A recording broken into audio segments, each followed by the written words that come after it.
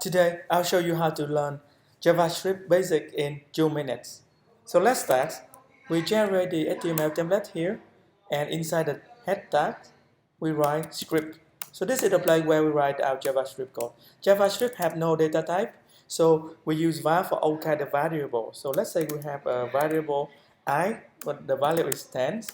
We use console logs to write this value into the console. So this is a way to test out JavaScript values. So we run our page in a browser and inspect console to see the value. Let's continue. If we want to declare a string, just put it in a double quotes. Let's say hello, and then console log to write this value to the browser consoles. Functions. JavaScript also supports functions like in other language. We write a function by put the keyword functions, and there will be, let's say, a param for the functions. The function will console log a hello message, add with the name. That's we want to say hello. To call the function, we put the name of the function and pass in the value. Let's say hello David. We run it in the browser, and you see the value is returned to the consoles. We can have a function that returns some value. For example, let's say we have an add function with two params a and b. So the result of the function will be a plus b. We call this function by putting a, 1 and 2. So we add 1 and 2. We expect the result will be 3. So we console log that value into the console of the browser.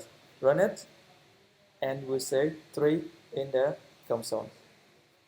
JavaScript also supports array. So let's say we define an array A with two values, car and phone. Let's console log. We'll see all the value of A returned to the console.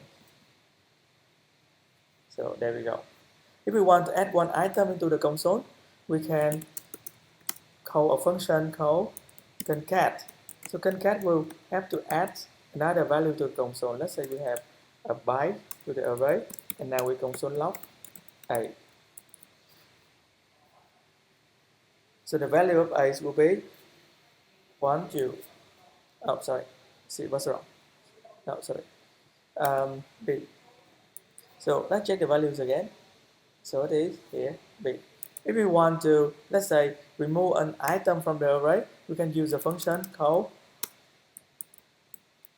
filters.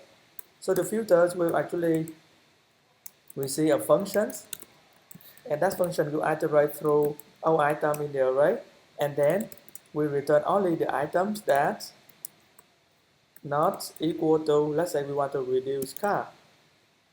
Then we console log C to see if C is does not contain car. Run it. So there we go. It's only